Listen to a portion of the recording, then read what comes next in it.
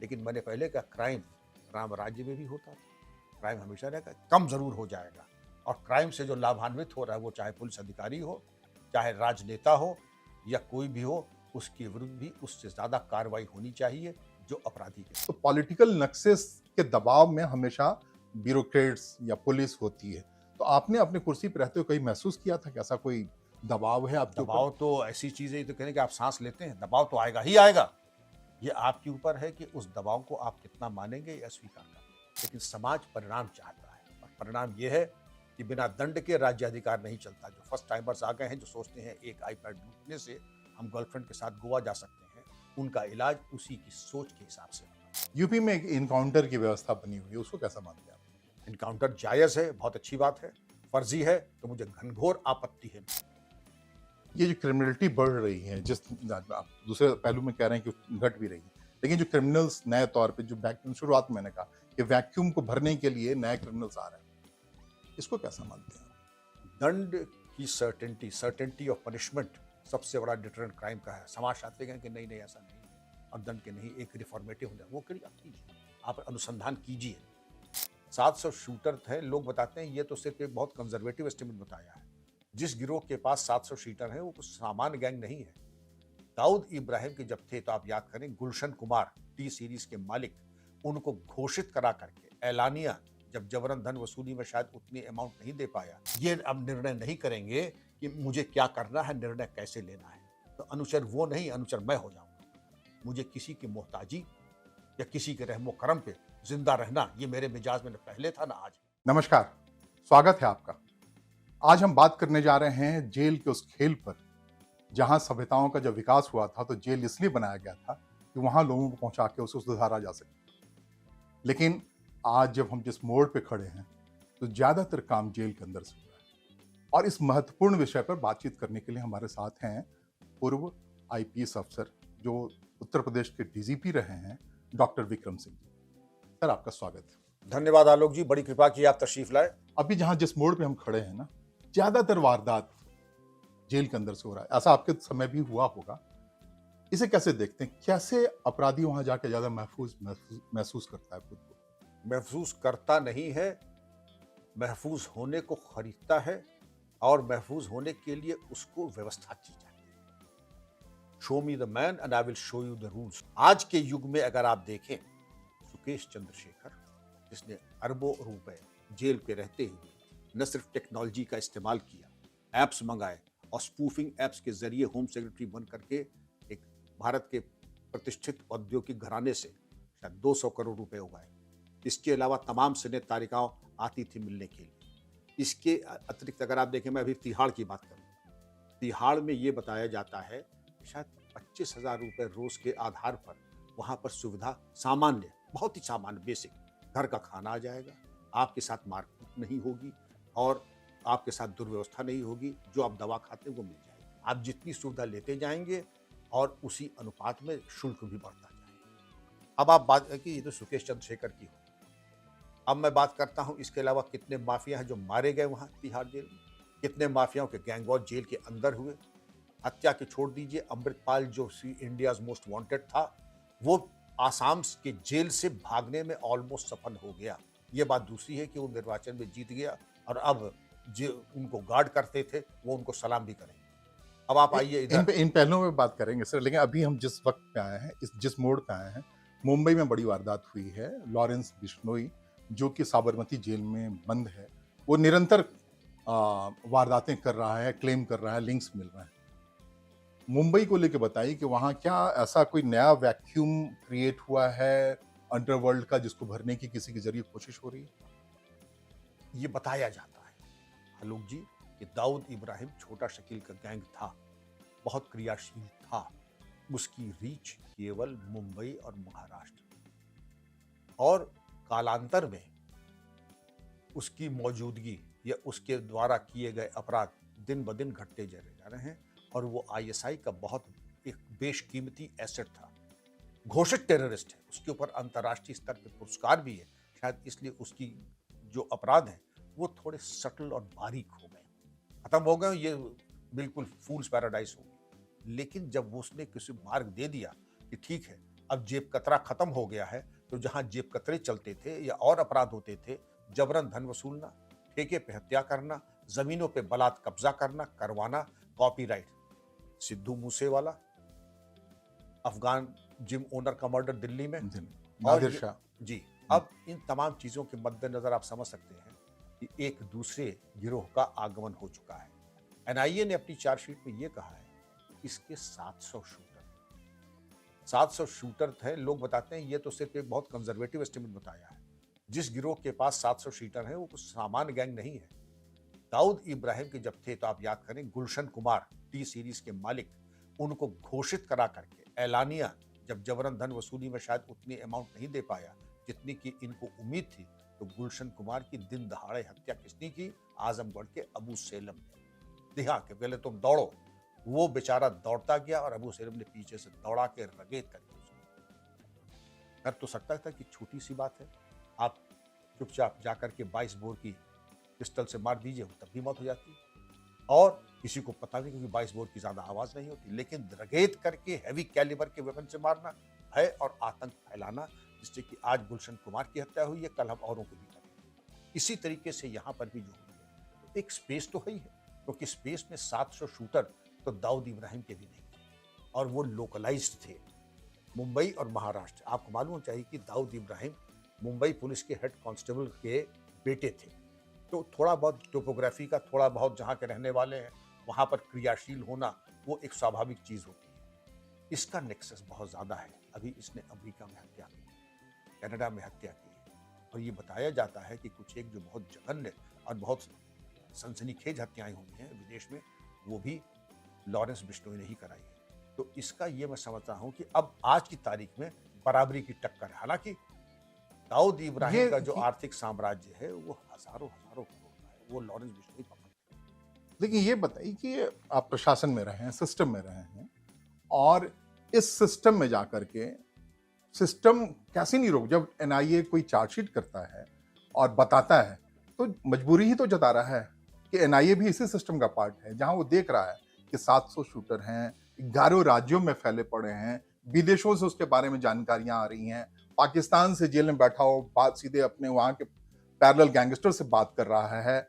इन सारी सबूतों के बीच में भी वो साबरमती जेल में बैठा हुआ है और उस पर कोई कार्रवाई नहीं हो पा रही है, उसके नक्सस को तोड़ा नहीं जा पा रहा है। ये सिस्टम में कैसे संभव है? दो बातें, वो क्लेम कर रहा है, इसका प्रूफ क्या है, ये तो इन्वेस्टिगेटिंग एजेंसीज को बताना होगा। साबरमती जेल एक हाई सिक्योरिटी प्रिजन है, जहां मोबाइल जैमर्स, टेक्नोलॉजी का इस्तेमाल पूरी तरह से प्रतिबंधित और पूरी तरीके से नियंत्रण में रहता है।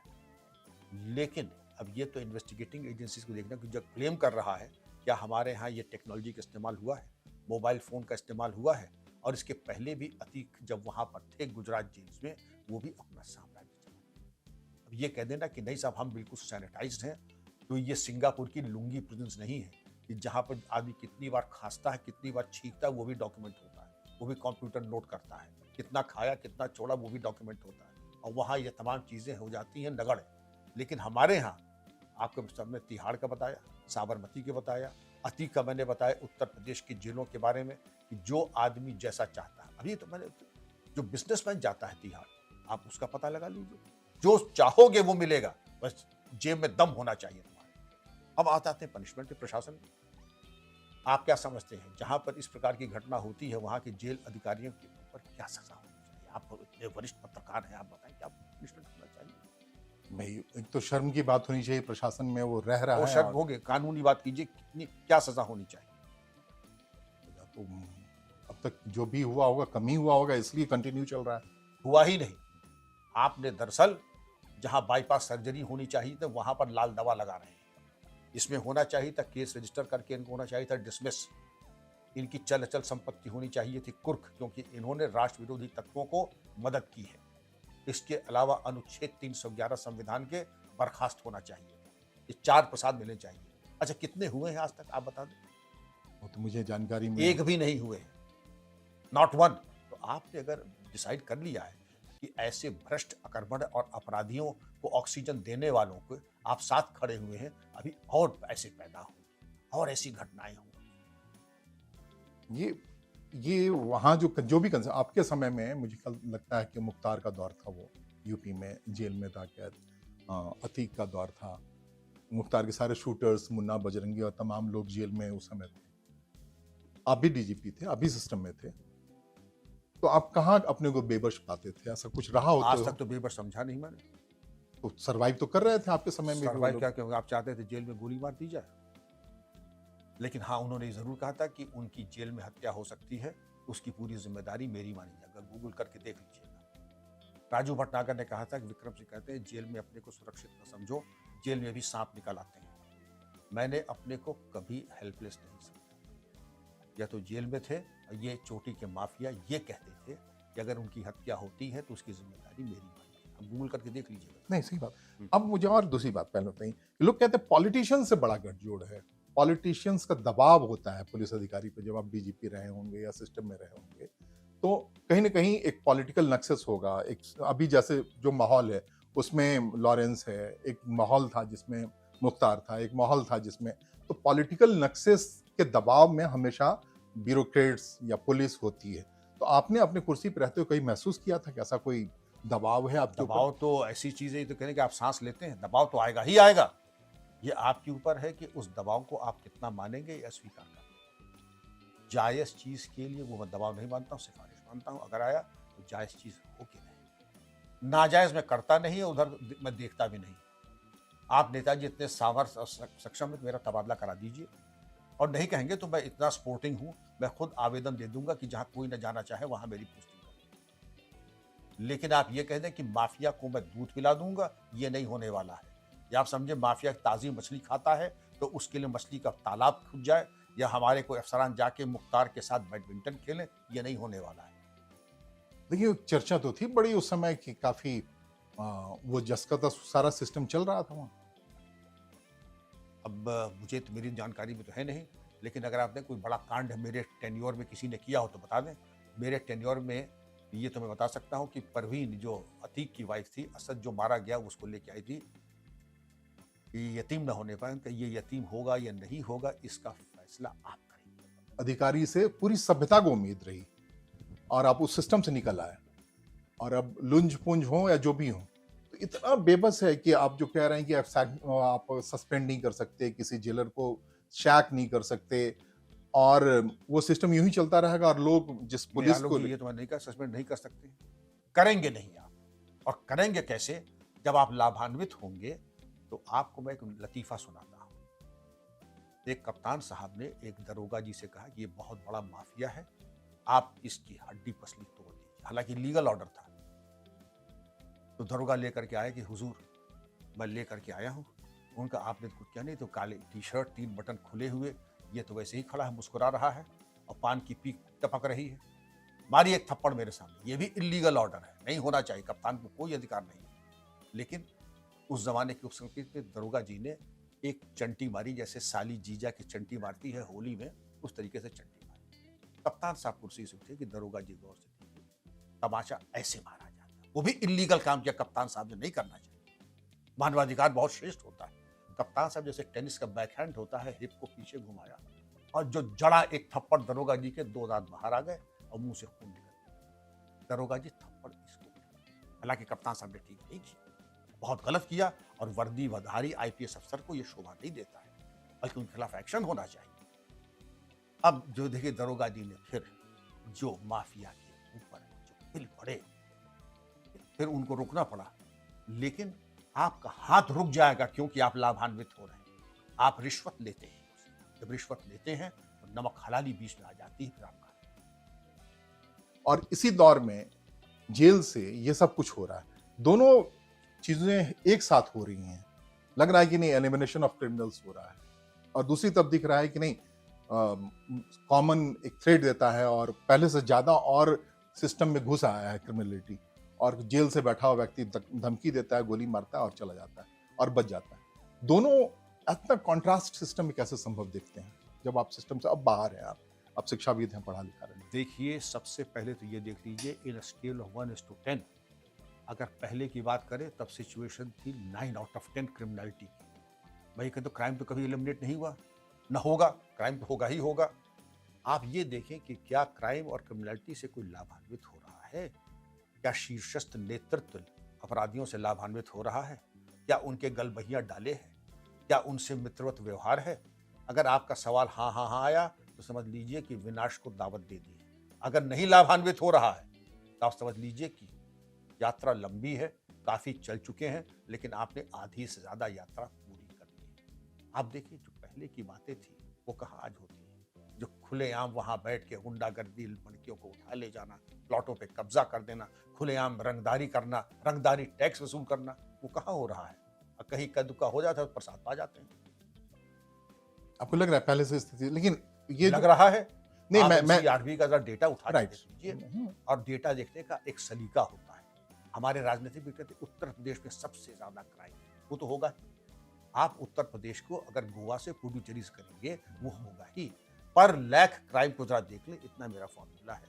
अगर आप कोई भी अपराध देख रहे हैं, और मर्डर एक ऐसा अपराध है जो छुप नहीं सकता है, लेकिन अगर मर्डर में कमी आई है, रॉबरी में कमी आई है, जबरन धन वसूलने में कम, किडनैपिंग फॉर रैंसम खत्म ही हो गया, तो आप क्या नहीं समझते कि क्राइम कम हुआ? आप ले- बताएं, आपको क्या ये अवधारणा आई कैसे आपको कि अपराध जो है बढ़ते चले जा रहे हैं? नहीं, ये जो वारदात जो मुंबई में हुआ, दिल्ली में हो रहा है, नजरों के सामने हो रहा है, इससे क्या होता है कि लोग तो भयभीत हो जाते हैं। लोग मानते हैं कि कानून का राज खत्म होता जा रहा है। ये तत्व भयभीत तो मानते हैं। होंगे ही, लेकिन पार्लियामेंट पे अटैक भी होता था, भी याद कर। एक पूरे जनसमूह का पलायन कश्मीर से होता था। आप भूल गए उनको, 100 सोनार की, 1 लोहार की। आप भूल गए कि जिस तरीके से बम फूटते थे।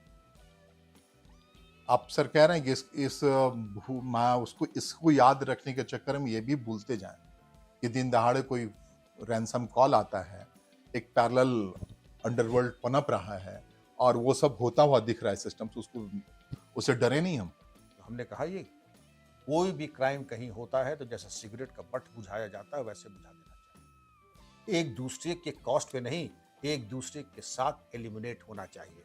लेकिन मैंने पहले कहा क्राइम राम राज्य में भी होता था। क्राइम हमेशा रहेगा, कम जरूर हो जाएगा। और क्राइम से जो लाभान्वित हो रहा है वो चाहे पुलिस अधिकारी हो, चाहे राजनेता हो, या कोई भी हो, उसके विरुद्ध भी उससे ज्यादा कार्रवाई होनी चाहिए जो अपराधी के साथ, जो नहीं हो रही है। जो नहीं हो रही, दिखाइए पड़ा कि हो नहीं रही। तो आपके बनावट की कोई घटना हो जिससे कि विक्रम सिंह इतना टफ आदमी बन गया हो, इसको याद करना चाहें तो कैसे याद करें? ये आदमी सुमति कुमति सबके उड़ रहे। सद्विचार और बुरे विचार सबके मस्तिष्क में आते हैं, और ये मस्तिष्क में जो विचार आते हैं वो आते हैं आपके सत्संग से। इनके साथ आप उठे बैठे हैं, कौन सी पुस्तकें आपने पढ़ी हैं। तो जब आपकी तरबियत, जब आपकी परवरिश ऐसी होती है, ये सही है ये गलत है। अगर मैं ये कहूं कि मैंने आज तक शराब का टेस्ट मुझे नहीं मालूम कि खट्टी होती है मीठी होती है, बस 36 साल पुलिस में आपने समय बर्बाद कर दिया। उनका आप समझ रहे हैं ना, आप समझ रहे हैं कि मैंने समय बर्बाद किया है। मैं समझता हूं कि आप जो शराब में तैरते हैं आप समय बर्बाद कर रहे हैं। फिर जो पुस्तकें आप पढ़ते हैं, मेरे मन में कोई ग्रे एरियाज नहीं होते। ये साहब ये शिष्टाचार है, ये सब करते हैं, सब करते होंगे, मैं नहीं करूंगा। ठीक, आपको अगर गलत आप ऑर्डर दे रहे हैं, ये हो सकता है कि आप जिस तथाकथित महत्वपूर्ण पद पर आप विराजमान है, आप वहां पर 3 साल बने रहें, और अगर नहीं करेंगे आप तत्काल हट जाएंगे, और आपके लिए वो जगह ढूंढी जाएगी न जहां दफ्तर होगा, न गाड़ी होगी, न अनुचर होगा, न ड्राइवर होगा। आप तैयार हैं? उनका ये पहले दिन जब हम नौकरी में आए थे, ये तय कर, गाड़ी नौकर चाकर आते हैं और जाते हैं। ये अब निर्णय नहीं करेंगे कि मुझे क्या करना है, निर्णय कैसे लेना है। तो अनुचर वो नहीं, अनुचर मैं हो जाऊंगा। मुझे किसी की मोहताजी या किसी के रहमो करम पे जिंदा रहना, ये मेरे मिजाज में न पहले था ना आज है। ये जो क्रिमिनलिटी बढ़ रही है, जिस आप दूसरे पहलू में कह रहे हैं कि घट भी रही है, लेकिन जो क्रिमिनल्स नए तौर पे जो वैक्यूम, शुरुआत में मैंने कहा कि वैक्यूम को भरने के लिए नए क्रिमिनल्स आ रहे हैं, इसको क्या समझते हैं? दंड की सर्टेनिटी, सर्टेनिटी ऑफ पनिशमेंट सबसे बड़ा डिटरेंट क्राइम का है। समाजशास्त्री कहें कि नहीं नहीं ऐसा नहीं है, और दंड के नहीं, एक रिफॉर्मेटिव होता है, वो करिए, आप कीजिए, आप अनुसंधान कीजिए। लेकिन समाज परिणाम चाहता है, और परिणाम ये है कि बिना दंड के राज्याधिकार नहीं चलता। जो फर्स्ट टाइमर्स आ गए हैं, जो सोचते हैं एक आईपैड लूटने से हम गर्लफ्रेंड के साथ गोवा जा सकते हैं, उनका इलाज उसी की सोच के हिसाब से होना चाहिए। सोना 75,000 रुपए का 10 ग्राम हो गया है कि 2 गोल्ड चेन स्नैच कर ले तो काम करने की जरूरत क्या है? उन लोगों को ज़रा नसीहत और मशवरा की ज़रूरत है। और हम लोग और हमारा विभाग जब मशवरा देता है, हर तरीके का मशवरा देता है, बेहतर होगा कि अगर आपको अपने भले और बुरे का ज्ञान होगा, आप उस रास्ते देखेंगे नहीं। यूपी में एक इनकाउंटर की व्यवस्था बनी हुई है, उसको कैसा मानते हैं आप? इनकाउंटर जायज़ है, बहुत अच्छी बात है। फर्जी है तो मुझे घनघोर आपत्ति है इनकाउंटर। कानून की परिधि में रहते हुए इनकाउंटर, आपको मालूम है धारा 33 से लेकर धारा 44 भारतीय नागरिक सुरक्षा संहिता या भारतीय न्याय संहिता के अंतर्गत और आईपीसी की 96 से लेकर 106 तक अपनी या किसी दूसरे की जान और माल की हिफाजत तक न्यूनतम बल का प्रयोग, ये आपका अधिकार है, मेरा अधिकार है, उस अधिकार के प्रयोग। लेकिन फर्जी अगर है और आपने पकड़ करके मारा है, मैं इसके सख्त विरोध हूं। और जो सिस्टम्स कहता है इसकी जांच होनी चाहिए, एफआईआर वो भी होनी ही चाहिए।